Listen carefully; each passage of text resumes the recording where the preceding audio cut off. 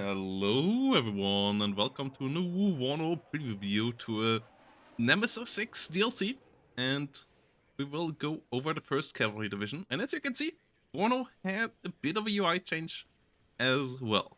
There will be a video about the patch tomorrow, and yeah, today we're gonna first go over the first Cavalry Division in this video, and then there will also be another video about the first Guards Motostralki. And yeah, you can now already see here the first 3 signature units. You can do that for all divisions. The nice little UI change, especially for newer players to figure out what divisions are actually about. Bit of a gameplay description, bit of history there as well. Filters are ordered a bit better as well.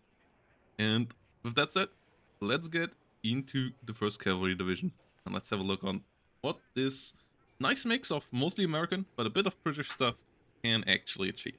There are a couple new cool features in it and a good couple of good units as well. We start with a big supply unit based on the chassis of a paladin with 1000 supply, relatively slow, but the 1000 supply here is okay. You get the classic M35 though, so at the end you usually will still end up with this. This obviously can take a bit of artillery, so keeping it close to your artillery and it doesn't immediately blow up can be nice when you get counter-batteried, but you usually shouldn't get counter-batteried, so in the end, the M35 still likely the way to go. M577 CPC coming around. Then we have a Bradley leader with Itos. Decent little CV, relatively affordable for a unit like this. Only 2 availability on all your leaders in this deck in the logistics tab, and you only get 3 good slots. So usually we'll end up with 2 supply cards and then 1 leader here, and then pick up leaders elsewhere. So you have to pick wisely. We get a warrior that only has the autocannon, no ATGM, but 70 points, that's still pretty decent. Has smoke, has the autocannon. I would argue this is a pretty good CV as well. UH60A coming around here as your final one, and then the field supply point. And then in the infantry tab, you get a good bit of good stuff. We're starting on the top, where you get the 7.6mm MG, you get the 12.7mm MG, the heavy guns in Humvees, both as usual. So yeah, decent choice here, but you are limited to only 5 slots. You want to fill the 5 slots, even though the last 3 do hurt. 3 cost slots is pretty expensive, but you need those infantry units, and you might pick one of these, so more likely you're gonna end up with more stuff from this row here, where you get around with the Cav troops leader, and that one can come in a Humvee, has a smoke grenade, has a law. That's a pretty good utility unit. 35 points, fair price for that. Only 4 hit points, sure, but 80 plus smoke is nice. And you can bring it in the M2 Bradley IFV with the Ito, costs 65 points. Or you can bring it in the M2A2, which is the 5 frontal armor one that so far was only in 3rd US. In this division, it only comes with the leader, but yeah, nice option as well. Has the TOW 2A and the 5 frontal armor. That's a really good combo compared to the normal 3 frontal armor of the normal M2s. And then we have the Cav Troopers Law. Those can come in Humvees, but if you bring a card here, you usually want to bring it around in the Bradley. Those are your 6-man squads with 1 M60 and a Law. 30 points, fair price here. The AT4 version, that one is interesting because it can come around in the M2A2 Brad, and that one is the best Bradley that we will likely ever get in the Wano. It brings around 6 frontal armor, 5 side armor, and it has the era trait and a TOW 2A.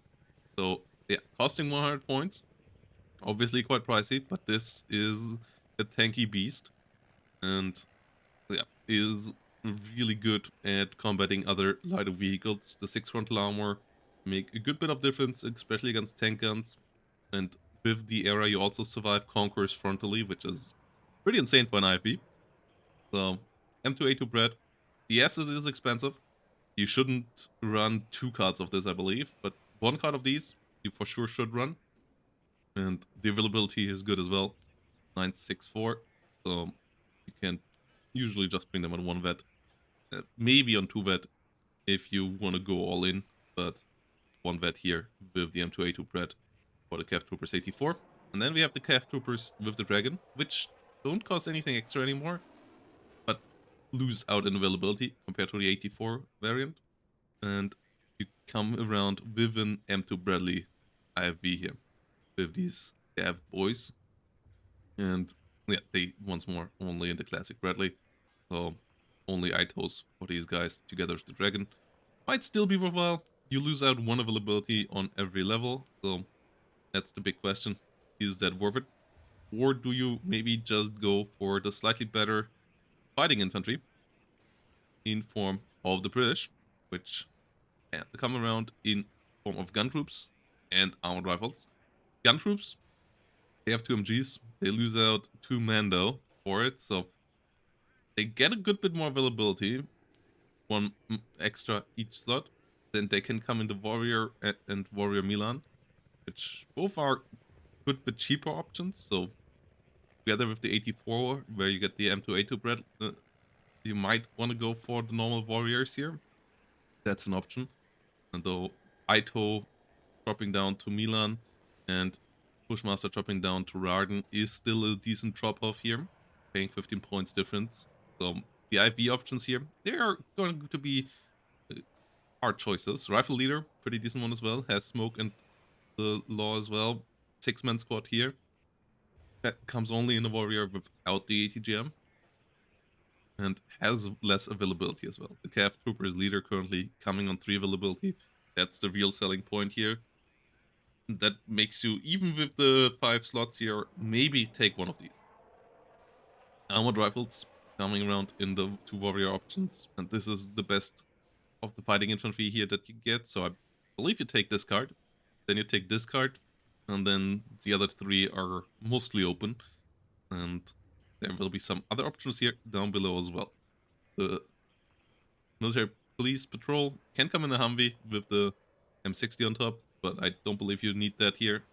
Don't think you can afford wasting a slot in this deck on military police when you don't have any reservists. Engineer leaders coming around with all the American engineers, the Flash one, and an engineer M67. This is a pretty good, nice one. Can hold you to flank, and as you usually want to focus with this division on a specific point where you want to break through, this can be pretty nice. One good thing, by the way, about the Warriors, it is a lot faster. So that will be key on when we come to the tank tab. That the Warrior is fast is usually not that impactful for armored divisions, because usually they are combined with British slow tanks. And this division here, it will play a lot more of a role. Like I always talked about how amazing it would be if you could combine Leo 2s and Warriors in this division. You get them with another fast tank with the Abrams, so that can be quite funny as well. Engineers coming around here as the normal ones. The M67 one is the most interesting one out of these, and I believe that is a card that is high on your list to maybe take here. AT group, not terrible. 6 shots can come in a Warrior. Without the Warrior, I don't think it would be worthwhile. With this, you still get a decent autocannon that you can move away afterwards and then leave these guys as flank or try to get behind enemy lines. So with 2 Law 80s, they just absolutely ruin enemy vehicles. And that might still be an option. In a deck with 1 or 2 more slots, this would be a relatively easy pickup. Yeah, it's still quite competitive. Aircraft Troopers. This is a card that is also really hot, and I believe you take this one as well. With 9-man and a Law, and then Co-2 and Co-2A coming around here as your ATGM options, which with this many IFVs you might not need. So obviously sometimes ATGM teams that can hide and get into buildings and take those spots still have a pretty good advantage over vehicles with IFVs, with ATGMs. So yeah, the TOW2s here, hard to fit in, but might be worthwhile in some matchups. And then artillery tab, not terrible. You get the mortars in the half tracks, the 81 and the 107mm, as it is in Cavalry Division, no ground mortars, no normal foot soldiers running around. Everything comes in a vehicle. And then we have the M109 and the M109 CLGP, which is the guided round. So this one fires a good bit more accurate, basically pinpoint with the copperhead rounds. Ace, 20 points for it. Same availability as the M109 now. So that is nice, but the issue is that if the enemy moves at all, the accuracy can play against you. But on the other hand, having that accuracy for the first 1 or 2 rounds can be really significant as well. I believe with the same availability now, it is worth 20 points. It will be really interesting to see how this plays out. Like, this could be really strong. We have to see it a bit more in action. And then we have a cluster MLRS as well. So, especially for team games, quite relevant. 1v1, not as important, but still a decent choice to have here around with the M270. Tank Tap is obviously where you get the good slots. Only 2 costs on lower and the full shebang. You start with the M901 A3, the TOW 2 carrier that nowadays has smoke and can smoke itself off, so that is nice. TOW 2 is a good ATGM, so if you need more ATGMs next to the Bradleys, this could be worth taking. The unit that you really should take is the M72, because that one is your only way of getting a cheap into a tank out that has good frontal armor, has smoke here now, has a 50 cal and the 165mm gun that is really good at pinning down enemy ATGM positions or just outright killing them, as it ignores cover. That's what this trait means. So can stun down units, can kill off units in buildings. So really good to push with your infantry, and also decent to push with your tank, especially now that it has smoke here to support your units. M1 Abrams coming around with its leader variant here. We have seen them in 8 US. They are pretty good with their current availability and their price point. The lack of penetration is still a bit annoying. 16 frontal armor and 17 pen is still a really good combo, and they are really fast. Have max range and good accuracy, so in good amount of matchups, this can be still a fantastic tank. Against T-72s and so on, it can sometimes be a bit annoying to micro, but in general, still a pretty good tank there. The really big beast in this division is the M1 MOD though. This has better rounds, the XM 900E1 rounds, bringing it up to 21 pen. Still same HE, as it is the same 105mm gun outside of that, but really good penetration and a slight upgrade here on the frontal armor as well, meaning that it goes up to 17, which is a really big switch, as everybody who played a bit of Warno knows. 16 frontal armor, that is enough to that's not enough to die to survive against an ATGM from an aircraft. The 30 damage missiles exactly one-shot you with 16 frontal armor. They exactly don't one-shot you with 17. So 17 frontal armor, really big change, because air-launched ATGMs are a big part of Warno, and this one is still fast. That's a big advantage over M1A1s, whilst only having 1 less frontal armor and actually more penetration than the normal M1A1. So 260 points here. Less HE output, less side armor, I believe, as well. But in general, still an absolute beast of a tank for 6-to-1 availability here. So you usually take the 2 cards here at 2. And then if you need a couple more numbers, you can get more heavy tanks with the British here. Challenger Mark II with its 18 frontal armor can be quite nice in some matchups as well. And that's always the choice, M1 versus Challenger. Challenger has the better availability. No, it doesn't. Yeah, has the better than the M1 MOD, but it has the good frontal armor. It has a weaker gun when it comes to accuracy and reload. Like, that's the issue of the gun, and it doesn't have the 50 cal, doesn't have the speed at all, but the 18 frontal armor still comes in really handy. So good tank tab here. The Challengers nowadays really solid. 2 cards of there are nice. Recon tab is pretty strong, as per usual for a cavalry division as well. And we're starting with a new cool unit. And this one, we have had now a good couple of second units. Second vehicles have come around to play a bit more. With the pack jam here, we now get a jammer ground unit. We had jammer helicopters, they already see a bit of play. I believe jammer ground unit here with very good optics still, 415 points. This is actually a really interesting one. Jammer means that it lowers all enemy exceptional optics units and all units with GSR down to very good optics again. So that can take away a good amount of enemy recon, whilst you yourself here still get GSR in form of the Colt, so you can have a nice recon advantage of this.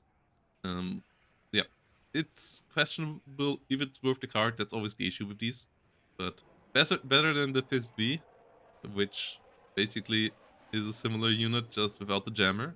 So yeah, kind of left in the dust here. It's same speed, both very good optics. The tack jump has the worst stealth, so that's the difference there for the Fist V. Yeah, that's the loss of this little boy here in this matchup. Scouts moving around as the British recon unit here. Can come in a Lynx, can come in a Spartan. Relatively standard. Scorpion and Scimitar, those can be interesting. Scorpion with slightly higher range, but Scimitar with the good bit better damage output against light vehicles and infantry when once it can get fire. But the Scorpion being cheaper, like that's the nice thing, and outranging autocannons can be quite nice as well. Cavalry Scouts coming around here with the Dragon 2. This is a really nice recon unit. Having a Dragon 2 on your recon units can mean that you sometimes reach units that just try to be out of range, and together with the AGL Humvee, I believe this is a really, really good scout unit. Moving around, shooting up enemies. 50 cal Humvee, quite solid as well. And then we have the Aero Scouts, 10 hit points. You know them from 101st already. Can be good as well. Obviously, you have to somehow protect the Black Hawk, but when you can do that, that is nice. And then we have the Scouts, the OH-58 Scout helicopter, the Kiowa with the Hydra rockets and the exceptional optics, and then the Quick Fix with the Jammer and the second trait, if you want to try a bit more around with that. And then two Bradley versions of this deck. One is an M3 Bradley CFV, which is only using an ITO, has the 12 reloads that you see from the Bradleys that we have in other division, the A1 variants, where they have TOW2s though, but also means it gets a bit cheaper, and the ITO is still a good missile, so being a bit cheaper there might actually be nice. Might mean that you can use its Bushmaster a bit more, because you can push a bit more around with it. So the better one to push around with is likely the M3 ITAS. It still has TOW2 launcher, but because its whole compartment in the rear is used for extra optics, it doesn't have a reload. It only has the launcher, can't bring a reload, but has exceptional optics. So this pushing around with your tanks is fantastic. Still has smoke, still has the Bushmaster, and the two TOW2s still can get good amount of mileage out of them. So M3 ITAS here, likely the choice over the normal Bradley, because exceptional optics with your tank push to spot enemy ATGMs and so on is really, really key. Really, really powerful unit. This one will come around quite a lot. And then AA is not great, not terrible. You get the Javelin, you will LML, likely won't take that. You get the Stingers in the M2 Bradley PSV, which comes around with the ITO as well. Has better anti-helicopter range on the autocannon, I believe. Yeah. Has better anti-helicopter range on the autocannon. So it beat better against helicopters, but not by much. So that's a decent option here to bring around your Stingers in, as everything comes at Bradley speed for the most part.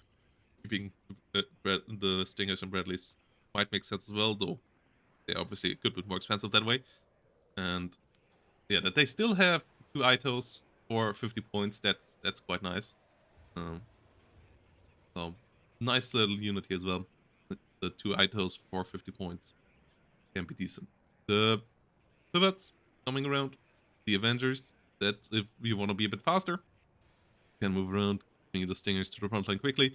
And then for a bit more range, you have the track trap here. Not amazing, but as you have good anti-helicopter here, having a decent anti-plane, like the track trap here, the issue for the British is that they also have to use it against helicopters.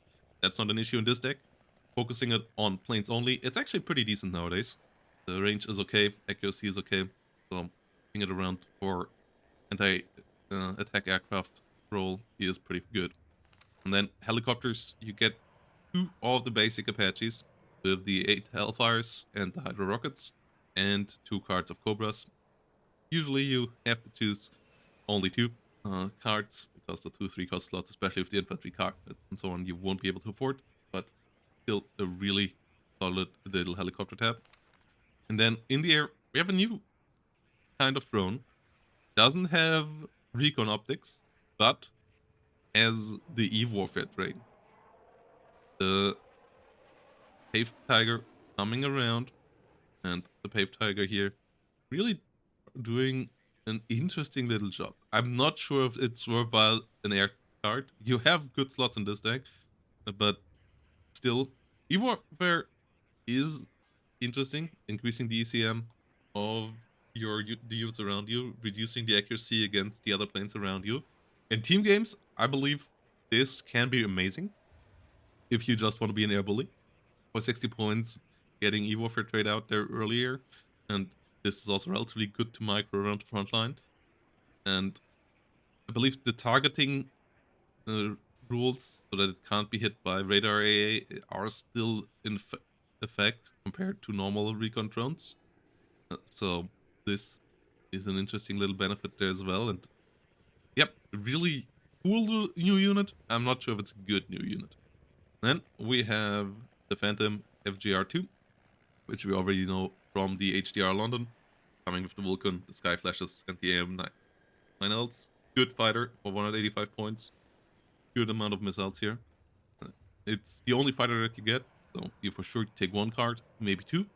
And then the classic A10s coming around to assist their cavalries, just like an 11th ACAF. Being pretty key here. And the F-16 variants, pretty good as well. HE1, not good. The 227 kilogram bombs are terrible. Long reload time and actually not that much damage. But the cluster variant is quite good.